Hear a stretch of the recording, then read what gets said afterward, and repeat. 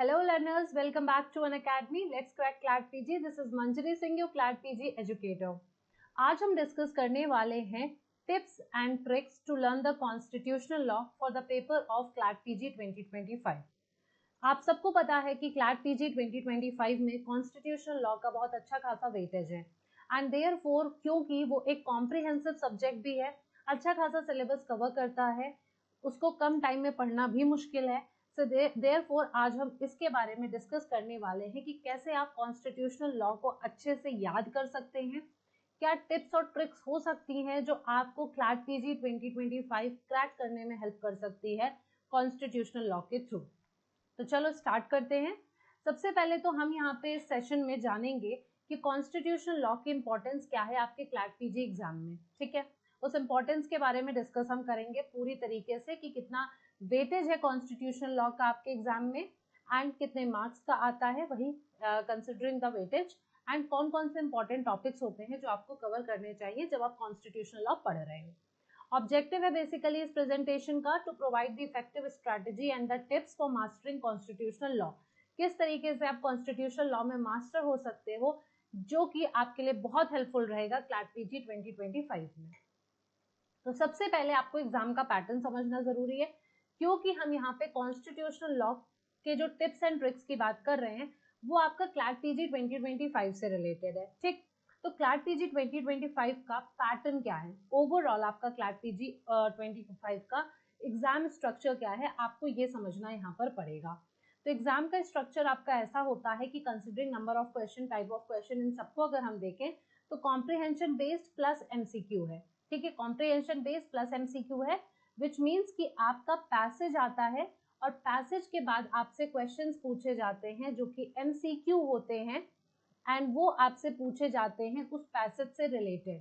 Passage से related कहने का मतलब ये नहीं है कि आपको पैसेज में आंसर मिल जाएगा. पैसेज से रिलेटेड यानी उस टॉपिक से कनेक्टेड होगा. हो सकता है आपको आंसर पैसेज में मिल भी जाए और हो सकता है आपको आंसर पैसेज में ना भी मिले. सो देयरफॉर ये होता है आपका पैटर्न एग्जाम का CLAT PG का. अब हम बात करते हैं कॉन्स्टिट्यूशनल लॉ का वेटेज क्या है. तो सिंस आपका ये जो पैटर्न है पेपर का उसमें 120 क्वेश्चंस आते हैं, 120 मिनट में आपको करने होते हैं. तो ये जो 120 क्वेश्चंस हैं ये आज तक जब से भी ये नया पैटर्न आपका आया है पैसेज वाला, हर साल ये डिफरेंट एग्जाम स्ट्रक्चर अपना लेके आता है. कभी ये 10 पैसेजेस पूछते हैं, कभी ये 12 पैसेजेस पूछते हैं, एक बार इन्होंने 20 पूछे और पिछली बार इन्होंने 24 पैसेजेस पूछ लिए. अब आपको भी पता है कि जब पैसेज का नंबर बढ़ेगा तो नंबर ऑफ क्वेश्चंस पर पैसेज कम होते चले जाएंगे क्योंकि टोटल क्वेश्चन हर बार उनका सेम रहता है 120 क्वेश्चन. तो अब जैसे जैसे पैसेज बढ़ेंगे उस हिसाब से क्या होता है और ज्यादा सब्जेक्ट्स का इन्वॉल्वमेंट हो जाता है और या फिर जो प्रेजेंट सब्जेक्ट्स होते हैं उनसे ज्यादा पैसेजेस पूछने के चांसेस होते हैं. तो हम ज्यादा इधर उधर की बात ना करते हुए ओवरऑल जो एनालाइजेशन है हमारा कॉन्स्टिट्यूशनल लॉ को लेके जो हमने एनालाइज करा है, ठीक है, तो आपको ये नहीं देखना है कि कितने पैसेज आ रहे हैं, आपको देखना है कि कॉन्स्टिट्यूशनल लॉ से कितने क्वेश्चंस पूछे जाते हैं. तो लगभग आप 30 से 40 क्वेश्चन का वेटेज यहाँ पे ले सकते हो. मैं यहाँ पे इंडिविजुअल कॉन्स्टिट्यूशन की भी बात कर रही हूँ कि सिर्फ और सिर्फ जो कॉन्स्टिट्यूशन पर बेस्ड होता है पैसेज आपका, उन क्वेश्चंस को भी ऐड कर रही हूँ, प्लस मैं उन क्वेश्चंस को भी ऐड कर रही हूँ जिनको कॉन्स्टिट्यूशन के साथ अमालगमेट करके आपसे पूछा जाता है. फॉर एग्जाम्पल कभी इन्वायरमेंट लॉ के साथ कनेक्ट कर देते हैं, कभी CRPC के साथ कनेक्ट कर देते हैं. तो सीधी सी बात है आपके कई सारे टॉपिक्स ऐसे होते हैं जिसमें कॉन्स्टिट्यूशन को कनेक्ट करके पूछा जा सकता है because constitution is the core subject, basic subject है. जो आपको कभी भी लॉ पढ़ना है तो आपको सबसे पहले कॉन्स्टिट्यूशन आना चाहिए, तब आपके लिए आसान हो जाता है बाकी सब्जेक्ट्स को पढ़ना. तो यहाँ पर कुल मिला के 30 से 40 क्वेश्चन आप एक्सपेक्ट कर सकते हो.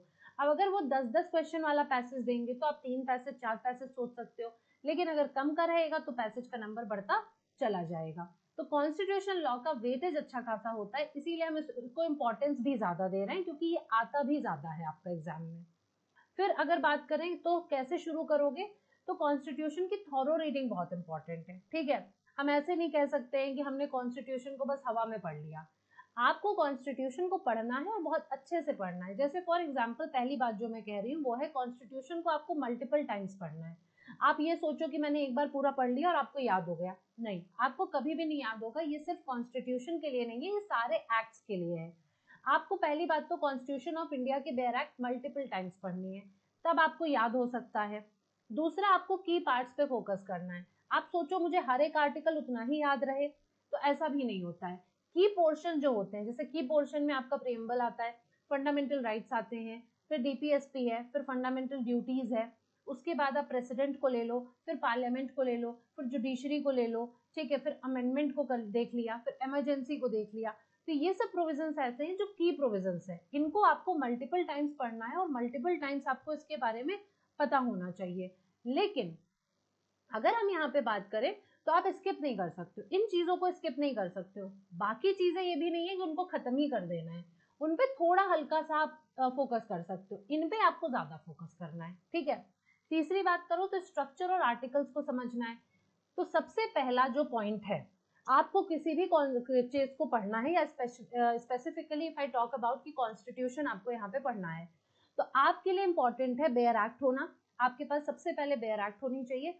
उस बेयर एक्ट में आपको इंडेक्स देखना है। सबसे पहले कॉन्स्टिट्यूशन का अगर इंडेक्स आपने समझ लिया ना, तो आपके लिए बहुत ईजी हो जाएगा। इंडेक्स में आपको पता है कि कॉन्स्टिट्यूशन आपका पार्ट्स में डिवाइडेड है, कॉन्स्टिट्यूशन में आपको शेड्यूल्स मिलते हैं, कॉन्स्टिट्यूशन में आपको आर्टिकल्स मिल रहे हैं। तो आपको ये पता होना चाहिए कितने शेड्यूल हैं, कितने पार्ट्स हैं, कितने आर्टिकल्स हैं, ठीक। फिर वो पार्ट्स की हेडिंग आपको पता हो कितने कितने पार्ट्स में, फिर पार्ट्स में भी चैप्टर्स डिवाइडेड हैं। तो अगर आप एक बार को स्ट्रक्चर समझ लोगे कॉन्स्टिट्यूशन का, तो आर्टिकल्स को याद करना इजी हो जाएगा, क्योंकि जैसा कि मैंने कहा सारे आर्टिकल्स नहीं पढ़ने हैं। जब आप पार्ट समझ लोगे तो पार्ट्स में आपको ये पता चल जाएगा कौन कौन से इंपॉर्टेंट पार्ट्स है, वो आपने टिक कर लिए। अब इंपॉर्टेंट पार्ट्स में आप देखोगे कि आपको जो मैंने कहा है कि जो की पार्ट्स है ना, जो की प्रोविजंस है जो पढ़ने हैं, की पार्ट्स के बाद की प्रोविजंस पे आओगे और फिर उनको पढ़ोगे। तो ये आपका धीरे धीरे होगा, लेकिन आपको मल्टीपल टाइम्स करना पड़ेगा, तब आपके लिए आसान होगा। अब ऐसा भी नहीं है सिर्फ बेयर एक्ट पढ़ रहे हो, जब बेयर एक्ट खोल के रखे हो तो आपके साथ में एक टेक्स्ट बुक भी होनी चाहिए, जो टेक्स्ट बुक आपको उस कॉन्सेप्ट के बारे में क्लैरिटी देगी। कोई भी फंडामेंटल राइट अगर पढ़ रहे हो, आर्टिकल 21 ही पढ़ रहे हो, तो आर्टिकल 21 में तो बस एक लाइन लिखी हुई है बेयर एक्ट में, तो क्या उस एक लाइन से आपका काम चल जाएगा? नहीं। अगर हम बात करें ये जो यहाँ पे मैंने मेंशन करे हैं, तो इन सब के केस में आपको बुक पढ़ना जरूरी है। बुक अगर आप अवॉइड कर सकते हो तो किसी, जैसे आपका प्रेसिडेंट वाला जो चैप्टर शुरू होता है, वहां से आप एक बार को बेयर एक्ट पढ़ के आपका काम चल सकता है। क्यों? क्योंकि सब कुछ वहीं पे लिख दिया है, बस केस लॉज के लिए आपको बुक देखनी है। लेकिन यहाँ पे कॉन्सेप्ट के लिए भी बुक देखनी है। सिर्फ 15-16 पढ़ के रिजर्वेशन नहीं समझ में आएगा जब तक कि आप बुक नहीं पढ़ोगे। आपको नहीं पता चलेगा कैचअप रूल क्या है, कैरी फॉरवर्ड रूल क्या है, कॉन्सिक्वेंशियल सीनियोरिटी क्या है, ठीक है। फंडामेंटल राइट्स आपको नहीं समझ में आने वाले हैं। आर्टिकल 21 जब बुक पढ़ोगे तब पता चलेगा कि आधी किताब तो सिर्फ आर्टिकल 21 पर है। तो देयरफॉर आपको, जब आप बेयर एक्ट पढ़ोगे, फिर आप कॉन्सेप्ट पढ़ोगे, फिर आप केस लॉज पढ़ोगे, तो ऑटोमेटिक आपका एक जब लिंक क्रिएट हो जाएगा तो आपको चीजें समझ में आने लग जाएंगी। लेकिन जैसे जैसे आगे बढ़ना है वैसे वैसे पीछे का रिवाइज भी करना है, ये भी इंपॉर्टेंट है। अब किन पे और फोकस करना है? की कॉन्सेप्ट और लैंडमार्क केसेस पे फोकस करना है, ठीक है। तो सबसे पहले आप खुद को फैमिलियराइज करिए विद द एसेंशियल डॉक्ट्रिन्स। अब डॉक्ट्रिन कहाँ कहाँ है? आर्टिकल 13 में हम जुडिशियल रिव्यू का कॉन्सेप्ट पढ़ते हैं।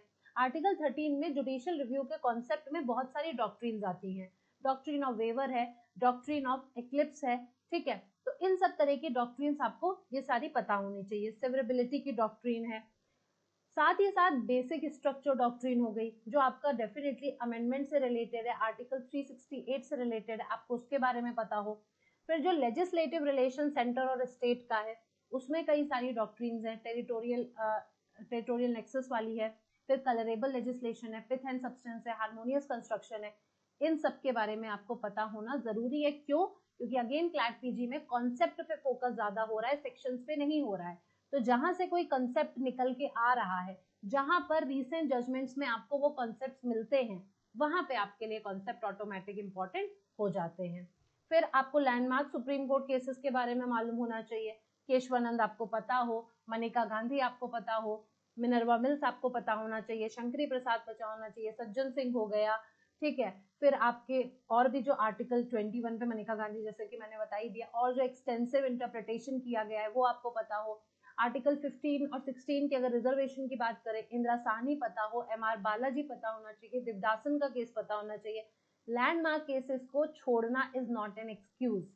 अगर आपने लैंडमार्क केसेस कॉन्स्टिट्यूशन में नहीं पढ़े हैं, मतलब आपने कुछ भी नहीं पढ़ा है।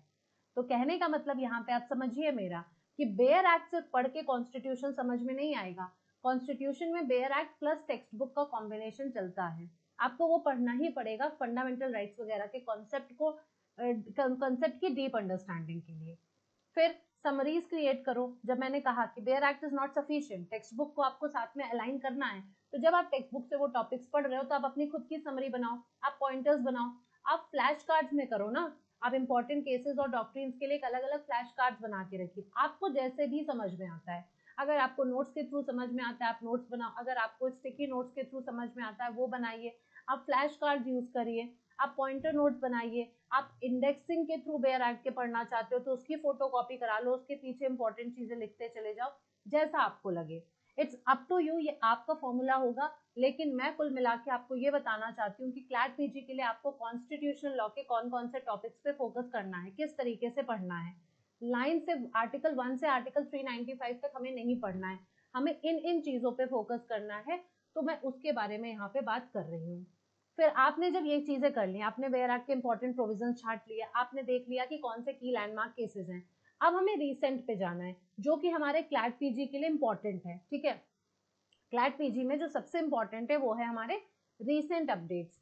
तो रीसेंट अपडेट्स पता होने चाहिए, not only the case laws बल्कि जो लीगल डेवलपमेंट्स हो रहे हैं, आपको किसके बारे में पता होना चाहिए, जो भी लीगल डेवलपमेंट्स हो रहे हैं। अब लीगल डेवलपमेंट्स में बहुत सारी चीजें आती हैं, केस लॉज आते हैं, अमेंडमेंट्स आते हैं, नए नए एक्ट्स आते हैं। अब जैसे नए क्रिमिनल लॉज आपके बन रहे हैं, अब इससे फर्क नहीं पड़ता कि क्लैट पीजी के पेपर में नए क्रिमिनल लॉज आने वाले हैं कि नहीं, वो आपको पता चल जाएगा नोटिफिकेशन के बाद।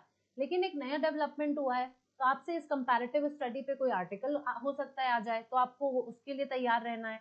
फिर रेगुलर अपडेट्स की अगर मैं और बात करूं तो यहाँ पे आपका अमेंडमेंट 106 अमेंडमेंट्स हो चुके हैं आज तक कॉन्स्टिट्यूशन में, तो 10 जो लेटेस्ट हुए उसके बारे में तो पता ही होना चाहिए, और भी जो बीच बीच में इंपॉर्टेंट अमेंडमेंट्स रहे उनके बारे में आपको मालूम होना चाहिए। तो you have to be stay updated with recent amendments and the significant judgement जो आ रहा है। जब आपने छांटा कि कौन कौन से टॉपिक्स इंपॉर्टेंट है, आपने जब उनको सॉर्ट आउट कर लिया, तो उन्हीं टॉपिक्स पे जो रीसेंट जजमेंट्स आ रहे हैं वो इंपॉर्टेंट है आपके लिए। ठीक है, आपको उनको ध्यान रखना है कि वो तो हमें कंप्लीट करने ही करने हैं। साथ ही साथ जैसा कि मैंने आपको ऑलरेडी कहा, लीगल न्यूज वगैरह लास्ट सेशन में भी मैंने आपको बताया था कि आपको न्यूज़पेपर को पढ़ना है। न्यूज़पेपर में आपसे ये नहीं कह रही हूँ आपको पूरा न्यूज़पेपर पढ़ना है, क्योंकि आपके पेपर में करंट अफेयर्स नहीं आ रहे हैं, आपके पेपर में लीगल डेवलपमेंट आ रहा है, तो आपको लीगल आर्टिकल्स पढ़ने हैं। उससे दो काम होगा, एक तो जब आर्टिकल आप पढ़ोगे तो डेफिनेटली आप कहीं ना कहीं लैंडमार्क जजमेंट या रीसेंट जजमेंट से कनेक्टेड आर्टिकल पढ़ रहे होंगे, तो आपका वो स्ट्रॉन्ग पॉइंट हो जाएगा। सेकेंड, आपकी रीडिंग तेज होगी, क्योंकि जब नंबर ऑफ पैसेजेस बढ़ते हैं एग्जाम में तो स्टूडेंट्स का पेपर छूटता है। 24 पैसेजेस पिछली बार आए थे, जिसकी वजह से लेंदी पैसेजेस भी थे, उस वजह से पेपर छूट रहा था। सो दैट इज इंपॉर्टेंट कि आप लीगल आर्टिकल पढ़ो, तो आपको बहुत अच्छे से समझ में आएगा कि हमें कौन कौन से लीगल जार्गन्स यूज होते हैं। तो वहां पे जब पैसेज पढ़ोगे तो डिफिकल्टी नहीं होगी, बहुत तेजी में पढ़ोगे और तेजी में समझ में आएगा। तो ब्लॉग्स पढ़ो, जर्नल्स वगैरह का यूज कर सकते हो, ब्लॉग्स देख सकते हो, मतलब देन करंट अफेयर्स को कनेक्ट करो। जब आप एक बार सब्जेक्ट कंप्लीट कर लेते हो, कॉन्स्टिट्यूशन लॉ जब पढ़ रहे हो, तो जब आप साथ में आर्टिकल पढ़ो, तो आर्टिकल अगर कनेक्टेड मिल गया तो उसको प्रोविजंस के साथ कनेक्ट करिए। रीसेंट जजमेंट जब आप पढ़ रहे हो तो आपको जिस कॉन्सेप्ट पे मिला है उस कॉन्सेप्ट को फिर से जाके रिवाइज करिए, उसको कनेक्ट करिए कि लैंडमार्क केसेस में पहले क्या डेवलपमेंट था, अब क्या डेवलपमेंट इस केस में बताया जा रहा है। तो जब हम कनेक्ट करके पढ़ेंगे तब हमें याद होता है। मैंने आपसे क्या कहा, आपको लगेगा मैं 1 से लेकर 395 तक रट लूं, रोट लर्निंग नहीं करनी है। You have to understand the concept here. Concept तभी क्लियर होता है जब हम लिंकिंग करते हैं। ठीक है, लिंकिंग इज वेरी इंपॉर्टेंट। आप चाहे किसी और सब्जेक्ट के साथ लिंक करो, चाहे आप आपस में लिंक करो, चाहे आप पुराने केस को नए केस के साथ लिंक करो, लेकिन आपको लिंक तो करना ही पड़ेगा। सेकेंड चीज जो आप इसकी पूरी जर्नी में जो बहुत बड़ा रोल प्ले करेगी, that is you have to use the quality study material. Quality study material आपको यूज करना है, आप इधर उधर के मटेरियल के साथ नहीं पढ़ सकते हैं। ठीक है, आपको जो रिकमेंडेड टेक्स्ट बुक्स है, जैसे कि एमपी जैन हो गई, वीएन शुक्ला हो गई, जैन पांडे हो गई, बेसिक बुक्स है, आप इनको यूज कर सकते हो। गाइड्स वगैरह आप यूज कर सकते हो एके जैन की। देन ऑनलाइन रिसोर्सेज अगर आप यूज कर रहे हैं तो अगेन बहुत जो इंपॉर्टेंट है, जो आपको समझ में आते हैं। ये नहीं है कि दुनिया लाइव लॉ पढ़ रही है तो मैं भी लाइव लॉ पढ़ूंगा। अगर आपको एससीसी ऑनलाइन समझ में आता है तो आप वो पढ़िए, बार एंड बेंच समझ में आ रहा है तो आप वो पढ़िए, आपको जो समझ में आ रहा है। देन लेक्चर्स अगर आप फॉलो कर रहे हैं किसी कोचिंग इंस्टीट्यूट का या नोट्स वहां से ले रहे हैं, तो that should be a reputed coaching institute. ऐसे ही आपको किसी के भी मटेरियल पे रिलाई नहीं करना है, आपको एक ब्रांड पे रिलाई करना है। Then you have to create a structured study plan. जब आप पढ़ रहे हो, जैसे मैंने आपको कहा, तो कॉन्स्टिट्यूशनल लॉ का वेटेज मैंने आपको बता दिया, मैंने आपको उसकी इंपॉर्टेंस बता दी, आपको किस किस चीज पे फोकस करना है मैंने आपको ये बता दिया।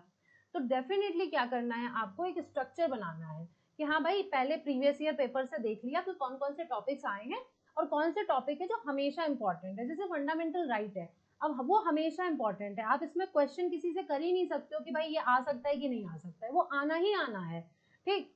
तो इसलिए आपने क्या किया, उन टॉपिक्स के हिसाब से एक अपना स्टडी प्लान बना लिया, आपने डिवाइड कर लिया और उसी पे आपको रिलाई करना है और आपको दिन देने कि इतने दिन मुझे खत्म करना है। साथ ही साथ आपको क्वेश्चन प्रैक्टिस करने हैं, मॉक टेस्ट देने हैं, ये सब करना है जो मैंने अभी कहा। सेकेंड स्टेप होगा practice and revision. Next step जो है प्रैक्टिस एंड रिवीजन, जिसमें क्लैट पीजी के जो प्रीवियस ईयर पेपर होंगे, तो जब आप कॉन्स्टिट्यूशन पढ़ रहे हो तो कॉन्स्टिट्यूशन के पेपर्स लगाओ, कॉन्स्टिट्यूशन के प्रीवियस ईयर क्वेश्चंस लगाइए, सैम्पल क्वेश्चंस लगाइए। कोई भी XYZ एग्जाम में कॉन्स्टिट्यूशन का कोई भी क्वेश्चन आया, आप सबको सॉल्व करो, सब कुछ सॉल्व करो, आप ये मत देखो सिर्फ क्लैट पीजी करना है। फिर मॉक टेस्ट आप जरूर लीजिए। जब मॉक टेस्ट लेते हैं तो ओवरऑल परफॉर्मेंस को तो एनालाइज करना ही करना है कि 120 में से कितने सही है कितने गलत है, बट ऑल्सो एनालाइज करो सेक्शन वाइज, सेक्शन वाइज जरूर करो कि क्लैट पीजी में कॉन्स्टिट्यूशन के पेपर में अगर हमसे 40 क्वेश्चन पूछे गए थे तो 40 में से मेरे 20 सही हुए, 20 गलत हुए हैं। ये चीज आपको एनालाइज करनी पड़ेगी, तभी तो आप अपने स्ट्रेंथ और वीकनेस एनालाइज कर पाओगे ना, मुझे किस सब्जेक्ट पे काम करना है और किस पे नहीं करना है। And then focus on the time management and accuracy. जैसा कि मैंने प्रीवियस सेशन में भी कहा था, टाइम मैनेजमेंट पे फोकस ना सिर्फ एग्जाम के टाइम होना चाहिए बल्कि प्रिपरेशन के टाइम भी होना चाहिए। जितना डिमांड करता है सब्जेक्ट टाइम प्रिपरेशन का, उतना ही आपको टाइम देना है, आपको उससे ज्यादा नहीं देना है, आपको उससे कम नहीं देना है। एक्यूरेसी पे बहुत ध्यान देना है कि अगर आपने आज एक मॉक टेस्ट दिया है जिसमें आपके 40 में से 20 सही हुए हैं कॉन्स्टिट्यूशन में, तो आपके अगली बार 21 या 22 सही होने चाहिए, भले एक दो सही हो रहे बट होने चाहिए। तो हमेशा ग्राफ ऊपर की तरफ जाए, ग्राफ नीचे की तरफ नहीं जाना चाहिए और गलत ज्यादा ना हो। एक्यूरेसी पे वर्क करना है, मतलब अगर मुझे 40 में मैंने 20 करे हैं तो 20 मेरे सही हो, 20 मेरे गलत ना हो, 20 के 20 में 15 गलत ना हो जाए, ऐसा ना हो, 20 के 20 सही होने चाहिए, ठीक। एक्यूरेसी पे काम करना है। फिर याद करने के लिए और क्या कर सकते हो, जैसे जब एक बार आपने पढ़ लिया या पढ़ रहे हो उसी टाइम पे अगर आपके पास और फ्रेंड्स हैं जो तैयारी कर रहे हैं, जो नहीं भी कर रहे हैं तो भी, अगर आप कॉलेज गोइंग हो, अगर आप अभी 4th ईयर में हो या 5th ईयर में हो LLB के, तो आप अपने फ्रेंड्स के साथ ग्रुप में पढ़ाई कर सकते हो। जैसे रैंडमली पूछ लेना, चलो इस आर्टिकल में क्या दे रखा है बताओ, इस आर्टिकल पे कौन कौन से केस लॉज है ये बताओ, ठीक है, पहला लैंडमार्क जजमेंट इस टॉपिक पे कौन सा हुआ था। इन सब तरह के डिस्कशन आप लोग ग्रुप में कर सकते हो। तो you have to collaborate with your peers for the group studies. आप ऑनलाइन फोरम्स पे भी पार्टिसिपेट कर सकते हो एंड नॉलेज एंड रिसोर्सेज भी आप शेयर अपने कर सकते हो। फिर आप एक्सपर्ट से गाइडेंस ले सकते हैं, वो एक्सपर्ट्स कोई भी हो सकते हैं, चाहे वो कोई कोचिंग इंस्टीट्यूट का हो या फिर वो आपके कोई प्रोफेसर हो, आप किसी से भी गाइडेंस ले सकते हो। अगर आप 4th ईयर में हो, आपके पास अगर टाइम है LLM करने के लिए, तो डेफिनेटली आप अपने कॉलेज में जरूर वर्कशॉप्स अटेंड करें, वेबिनार्स अटेंड करें, लेक्चर्स वगैरह अटेंड करें, वो उससे क्लियर अंडरस्टैंडिंग आती है, ठीक है। आपको लगेगा इससे क्या होगा, लेकिन नहीं, बिलीव मी, इससे बहुत कुछ होता है। आप अपने मेंटोर से, प्रोफेसर से कंसल्ट कर सकते हो अगर कोई डाउट है आपको, एंड ऑल्सो आप कोचिंग क्लासेस ज्वाइन कर सकते हैं अगर आपको स्ट्रक्चर्ड गाइडेंस चाहिए। जैसा कि अनअकैडमी पे हम आपको बताते हैं कि हम स्ट्रक्चर्ड कोर्स फॉलो करते हैं, तो डेफिनेटली आपको यहाँ पे भी हेल्प हो जाएगी। देन प्रैक्टिकल एप्लीकेशन, अब ये सबके लिए पॉसिबल नहीं है, ये सबके लिए पॉसिबल नहीं है, जिनको 6 महीने बाद एग्जाम देना है उनके लिए पॉसिबल नहीं है, लेकिन जो 4th ईयर वाले हैं या 3rd ईयर वाले हैं जिनको आगे चल के LLM NLU से करना है, वो लोग जरूर ये काम करें, अपने यहाँ मूड कोर्स में, मॉक ट्रायल्स में पार्टिसिपेट करें। मूड कोर्स में आप देखते हो काफी केसेस कॉन्स्टिट्यूशन के होते हैं, क्योंकि constitution is the basic subject जो हम एक्सपेक्ट करते हैं कि सबको आना चाहिए। तो डेफिनेटली मूड कोर्स में आप पार्टिसिपेट करोगे तो आप एक एक टॉपिक पे बहुत क्लैरिटी के साथ जब रिसर्च करोगे ना, तो आपको अंडरस्टैंडिंग होगी। देन आप इंटर्नशिप करते ही होंगे डेफिनेटली, अगर आप LLB कर रहे हैं तो जब आप इंटर्नशिप करेंगे तो आपको और क्लियर होगा कि एप्लीकेशन कैसे होता है इन पर्टिकुलर प्रोविजंस का, कोर्स में प्रैक्टिकल एक्सपीरियंस मिलेगा आपको। एंड लीगल एड सर्विसेज के लिए आप वॉलंटियर कर सकते हो अपनी नॉलेज को रियल केसेस में लगाने के लिए। तो इस तरीके से आप पूरा का पूरा कॉन्स्टिट्यूशनल लॉ पढ़ सकते हो। मैंने आपको तरीके बता दिए, आपको इंपॉर्टेंट चीजें खाली पढ़नी होती है, सब कुछ नहीं पढ़ना होता है। आर्टिकल्स को मेमोराइज करना होता है, कॉन्सेप्ट्स को बार बार रिवाइज करना होता है, केसेस को कनेक्ट करके पढ़ना होता है, लैंडमार्क और रिसेंट को फ्लैश कार्ड्स बनाइए, नोट्स बनाइए, पॉइंटर्स बनाइए, बेयर एक्ट्स में नोट कर लीजिए, जैसा आपको सही लगे। ये आपका फॉर्मूला होना चाहिए, बट आपको इस तरीके से ही याद होगा और डिस्कशन से याद होगा, प्रैक्टिकल एप्लीकेशन से याद होगा, ठीक है। साथ ही साथ मैं आपको बता दूं हमारा चल रहा है अनअकैडमी का लर्निंग फेस्टिवल, जो कि 1 जुलाई से 4 जुलाई तक है। आपको इसमें मिलेगा 7 डे का unlimited access to all the CLAT PG subscriptions, जिसमें आप देख सकेंगे हमारी लाइव और recorded batches and also mock test आप दे सकते हैं। 24/7 डाउट सॉल्विंग सेशंस आपको यहाँ पे मिलेंगे।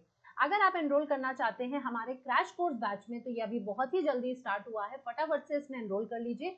इसमें आपको 150 प्लस लाइव क्लासेस मिलेंगी, 20 plus full length mock test series मिलेंगी, in class doubt solving sessions होते हैं। And don't forget to use my code MSING10 to avail the discount on this offer. Law elevate batch हमारा ये comprehensive batch है। अगर आप comprehensive batch join करना चाहते हैं तो इस बैच में एनरोल कर सकते हैं। यहाँ पे 220 प्लस लाइव क्लासेस मिलेंगी, 20 plus full length mock test series होंगी, in class doubt solving sessions होंगे। And don't forget to use this code to avail the discount.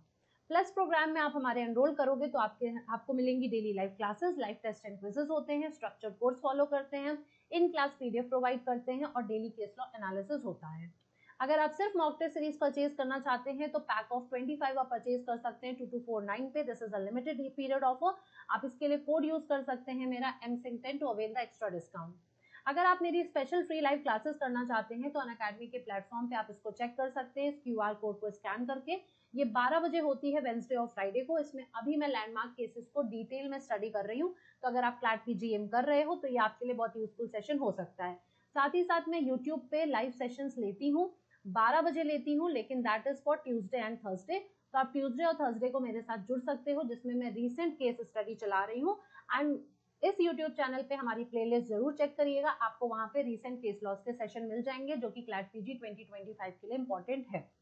अगर टेलीग्राम चैनल अभी तक ज्वाइन नहीं करा है तो इस QR कोड को स्कैन करके ज्वाइन कर लीजिए, क्योंकि सारी अपडेट्स हमारी इस चैनल पर आती है। साथ ही साथ यूट्यूब पे मैं जो सेशंस लेती हूँ उसका फ्री PDF भी आपको इस चैनल पर मिलता है। तो आई होप आपको आज का वीडियो बिल्कुल यूजफुल लगा होगा। Constitutional law plays a very important role in your CLAT PG exam, so definitely start with your constitutional law study and also focus करिए कॉन्स्टिट्यूशनल लॉ पे बहुत ज्यादा, क्योंकि अगर कॉन्स्टिट्यूशन नहीं समझ आएगा तो कोई भी लॉ से आप कनेक्ट नहीं कर पाएंगे एंड डेफिनेटली और कोई आपका सब्जेक्ट क्रैक नहीं हो सकता। सो पसंद आया होगा वीडियो, लाइक जरूर करना, शेयर जरूर करना। अगर सब्सक्राइब अभी तक नहीं करा है चैनल को तो सब्सक्राइब कर दो, नोटिफिकेशंस ऑन कर दीजिएगा। थैंक यू सो मच, मिलते हैं नेक्स्ट सेशन में और इन्फॉर्मेटिव वीडियोस के साथ। तब तक bye bye, take care, thank you.